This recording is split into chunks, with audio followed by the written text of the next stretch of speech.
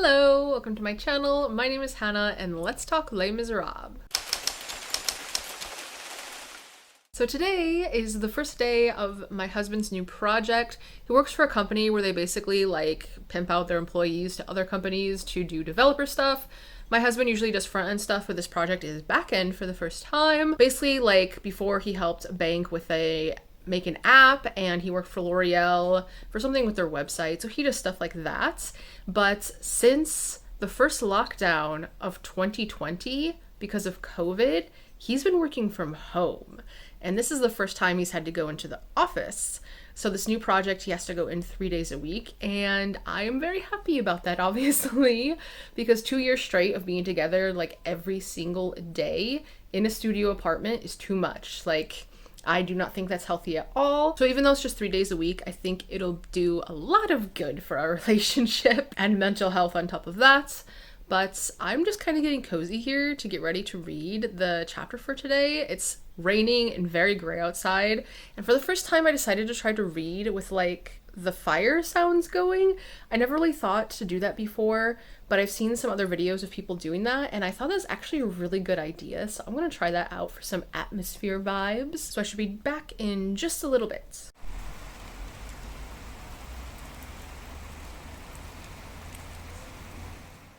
Okay, this is kind of cool. I have to have my light off because otherwise I look yellow.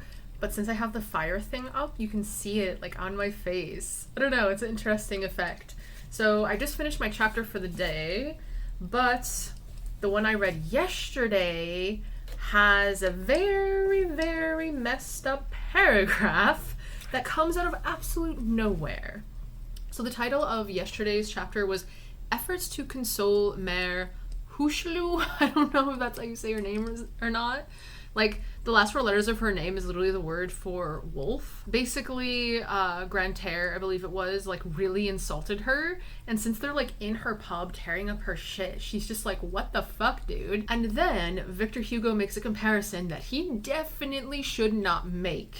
This is on page 930. It says, Mère Hushlu seemed doubtful of the practical value of this vengeance, in which she resembled the Arab woman who complained to her father that her husband had smacked her face.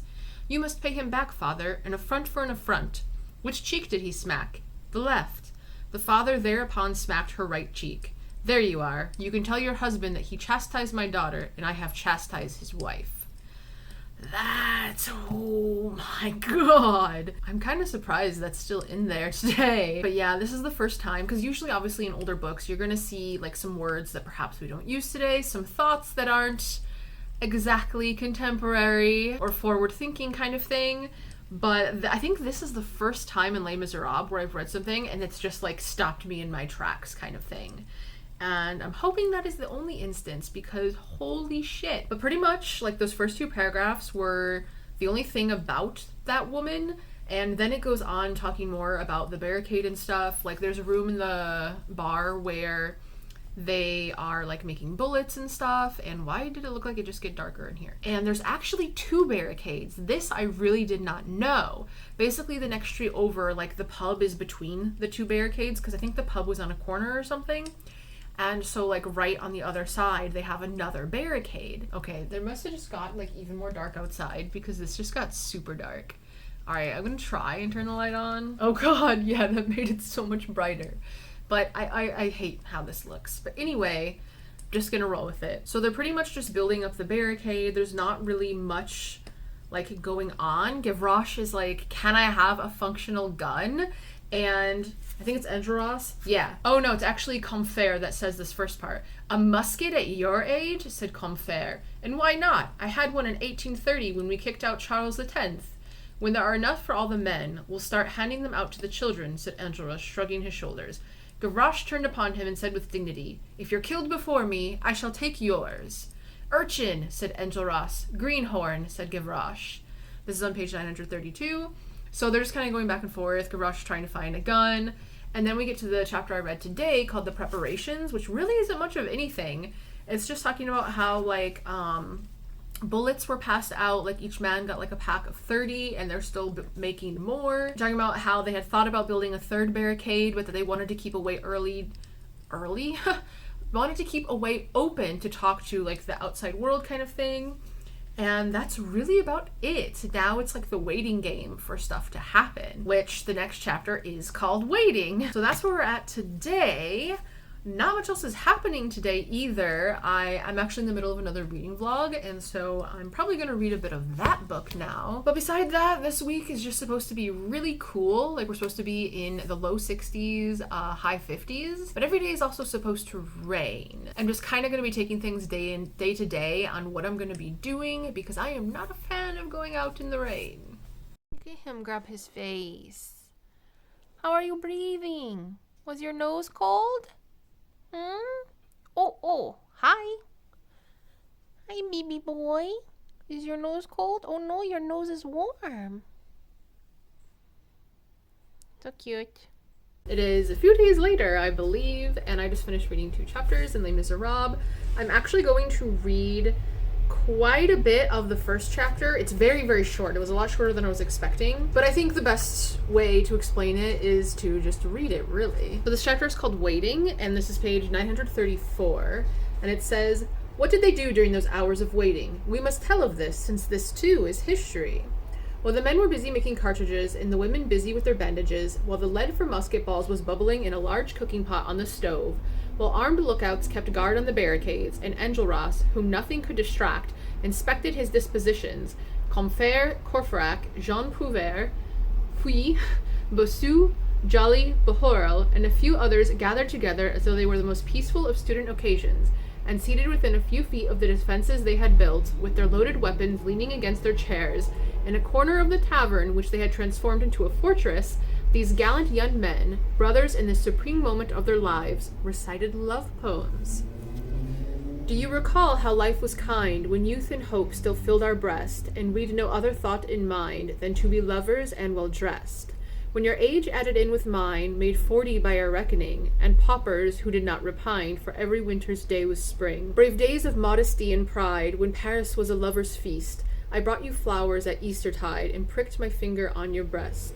And men's eyes watched you with desire, when in the crowded street we strolled, your beauty was a living fire, that had no thought of growing old. No thought of strife and angry men hadst bowed beneath the tyrant's rod. When first I kissed you, it was then, ah then, that I believed in God." So essentially, they're literally just waiting. Like, that's pretty much the entirety of that chapter. And so the next one is The Recruit from the Rue des Billets.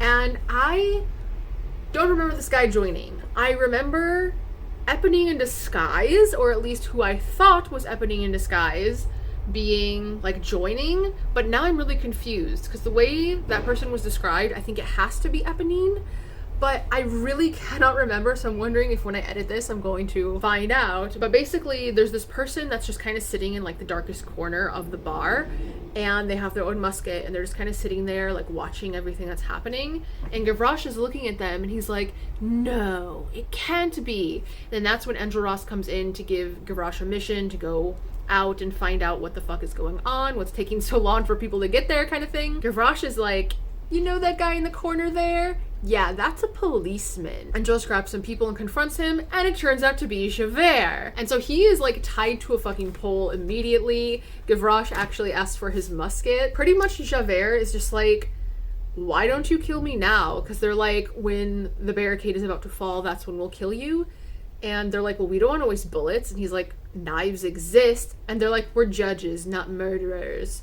And with that, Gavroche leaves to go do his duty, and that's where it ends for today. That's it. And so then the next chapter is called Questions Regarding a Man Called Le Cabuc, which I don't think I've heard of before. And I believe this is actually the last chapter of this book. Yeah. Looks like it. And so that'll be what I will be reading tomorrow. There's still really not much going out here. Like today I went over to La Défense, picked up a few things, but that's really it. It's starting to get dark out now, and I actually was able to read outside because like it's been sunny, but now it's getting dark and I'm scared it's gonna rain, but like I want to keep reading outside. It's September. I should be able to do that without freezing to death and getting rained on. But what is today? Today's Wednesday. Why was I thinking today was Friday? I don't know what's going on with that. But until tomorrow, I suppose. Look at this bleppin' boy. Bleppin' teethy boy. My goodness. Hi. You sleepy boy? Look at this animal. How is this comfortable? How is this comfortable?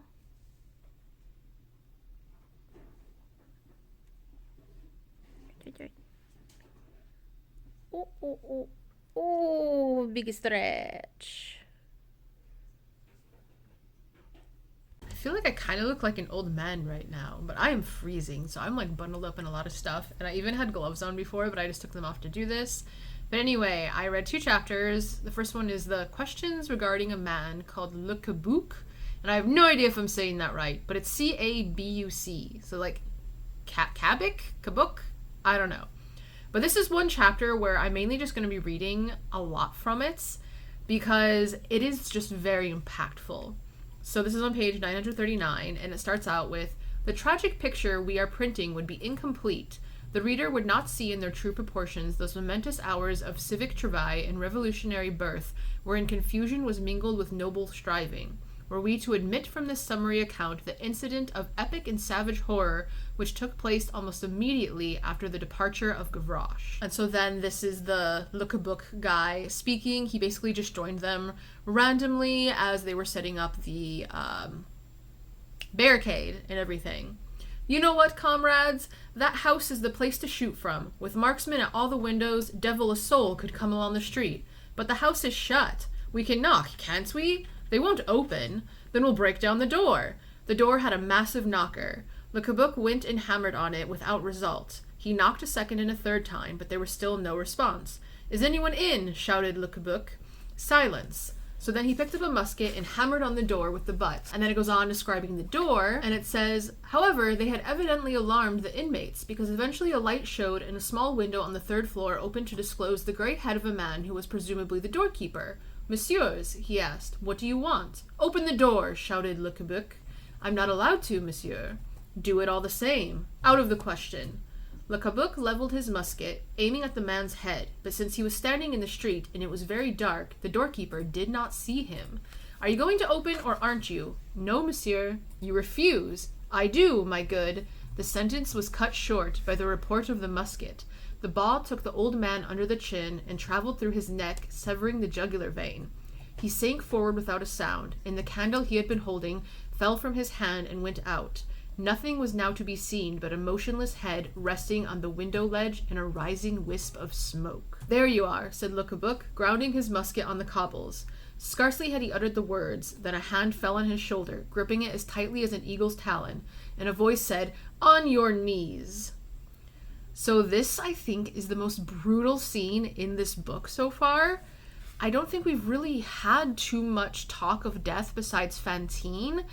But even hers, she was more like sickly, and then she kind of like died in her bed kind of thing, where this guy just got fucking shot in the face. I was not expecting that.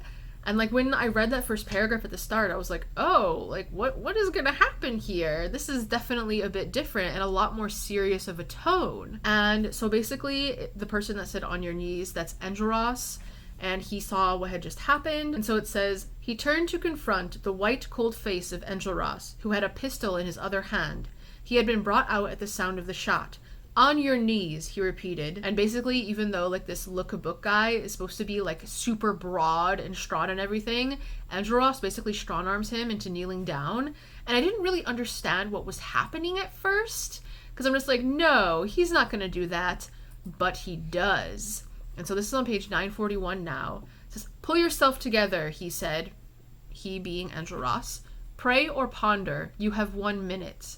"Mercy!" the murderer gasped, and then, with his head bowed, fell to muttering inarticulate profanities. Enjolras did not take his eyes off his watch, and when the minute had passed, he returned it to his pocket. He gripped Le Cabuc by the hair, and as the man knelt screaming, pressed the muzzle of the pistol to his ear. Many of those hot-blooded men who had so lately engaged upon a desperate enterprise turned away their heads. The shot rang out. The murderer fell face down on the cobbles, and Enjolras, straightening, gazed sternly and assuredly about him. He thrust aside the body with his foot and said, "Get rid of that." So then Enjolras does what he does best, and that is give a speech. And so I'm going to read out his whole speech here. So this goes on to the next page a bit. but it's just like, holy shit. And also, it's a bit depressing because, like, what he's striving for, it's not something we have in the world today, even. And so it just makes it, I think, that much more sad. So it says, "Citizens," said Enjolras, "what that man did was abominable, and what I have done is horrible. He killed, and that is why I killed. I was obliged to do it, for this rebellion must be disciplined. Murder is an even greater crime here than elsewhere. We are under the eyes of the revolution, priests of the republic, the tokens of a cause, and our actions must not be subject to calumny. Therefore, I judged this man and condemned him to death. But at the same time, compelled to do what I did, but also abhorring it, I have passed judgment on myself, and you will learn in due course what my sentence is." A quiver ran through his audience. "We will share your fate," cried Combeferre. "It may be," said Enjolras. "I have more to say. In executing that man, I bowed to necessity, but the necessity was a monster conceived in the old world, and its name is fatality. By the law of progress, this fatality must give way to fraternity. This is a bad moment for speaking the word love. Nevertheless, I do speak it, and glory in it. Love is the future. I have had to resort to death, but I hate it. In the future, citizens, there will be no darkness or lightnings, no savage ignorance or blood feuds. Since there will be no Satan, there will be no Michael.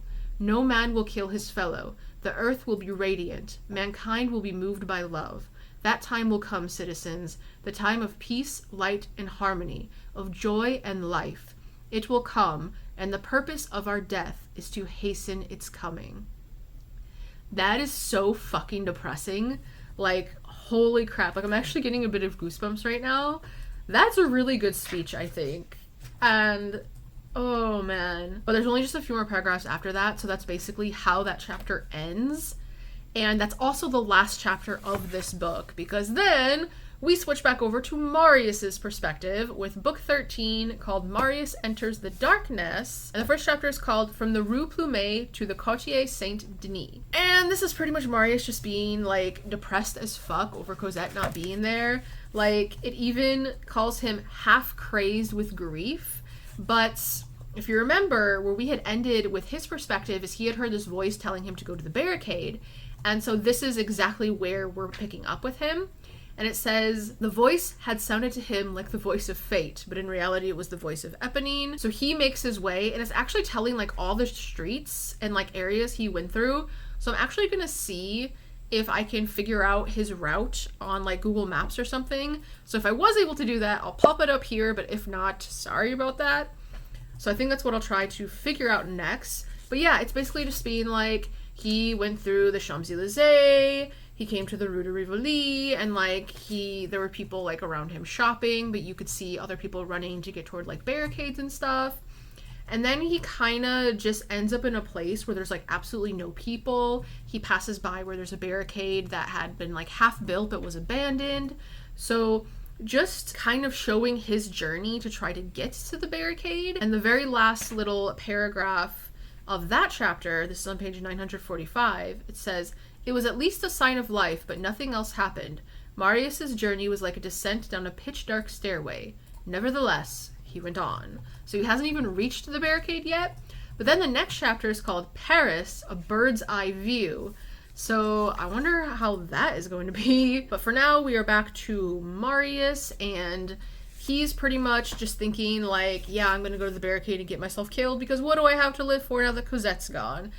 And I just feel like he is the most overdramatic character I've ever freaking seen. Like, no joke. He is intense. But that's where I'm at for today and there. In a few hours, we're actually going to be going to La Défense, to the mall over there. We are going to watch the movie Smile, which is a horror movie that just came out here on Wednesday. And so we're just going to go there and, like, have dinner somewhere fast beforehand. So next time, I'll have my thoughts on the movie and the next chapter. That's so weird.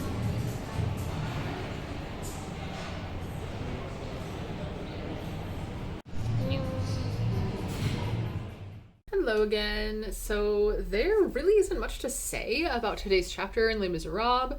It was the weird Paris, like, bird's eye view thing, but it's pretty much just saying, like, if you were above the town looking down, you would see that everything is cloudy, it's really dark, people are just waiting, it's the calm before the storm kind of thing, and that's literally it.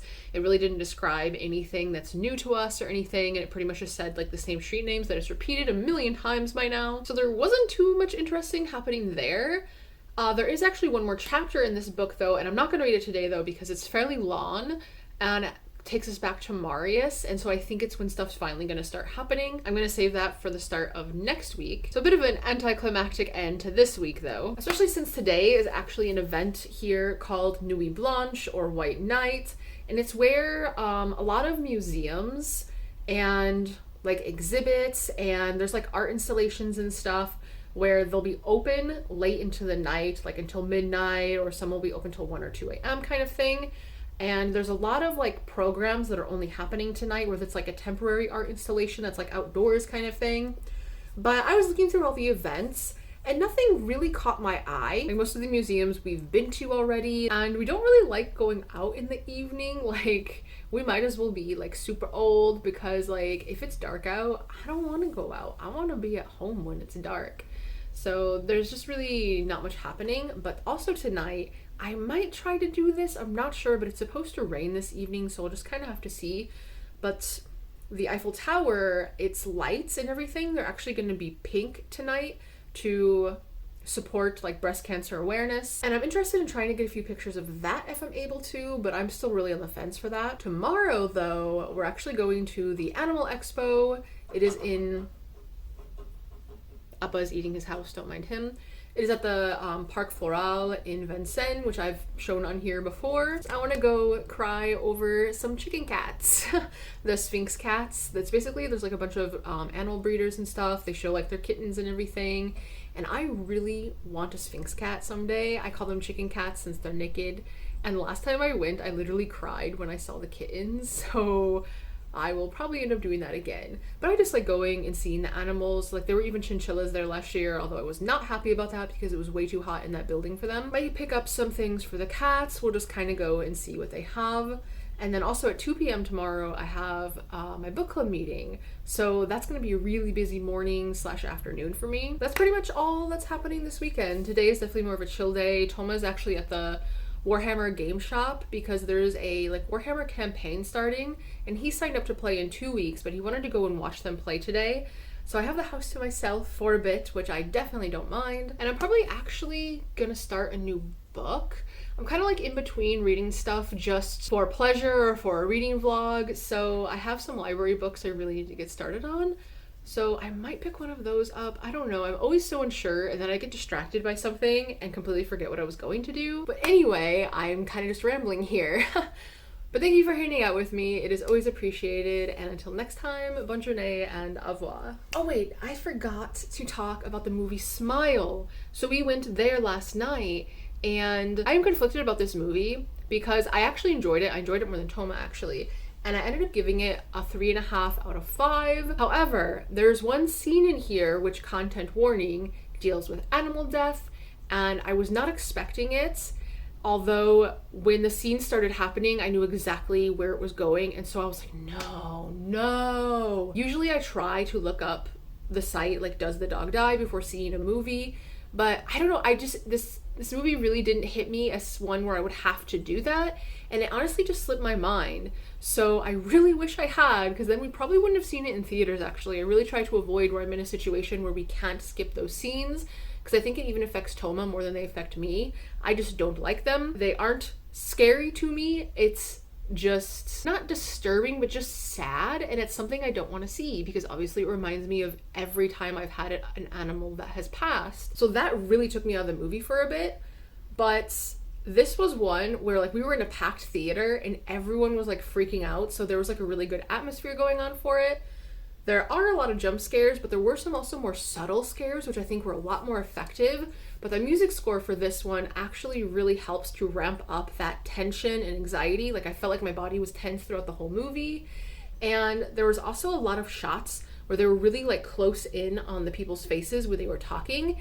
And for some reason, that made me feel like there was something that was going to jump out at me. So I thought that was really good at building up the tension as well. So I feel like the way it was edited and the way the sound was used and just how things were framed was all very conducive to building this horror vibe that this movie was going for. So even though I did enjoy it, I really wish the one animal scene wasn't there. And it's one of those where like when they introduce the cat, they focus on it a lot, and so you immediately know something is going to happen to this cat. And I almost left the theater when I knew the cat scene was coming up because it was like really obvious what was going to happen. But like we were stuck in the middle of an aisle and there was people on both sides of us, so like it would have had to have made people stand up, and it probably would have already happened by the time I got to the door. So like it was just one of those things where I had to like sit and squirm through and just disassociate for a bit. But other than that, it was enjoyable, but that feels very weird to say. So now, finally, this time, thank you for hanging out with me. It is always appreciated. And until next time, bonne journée and au revoir.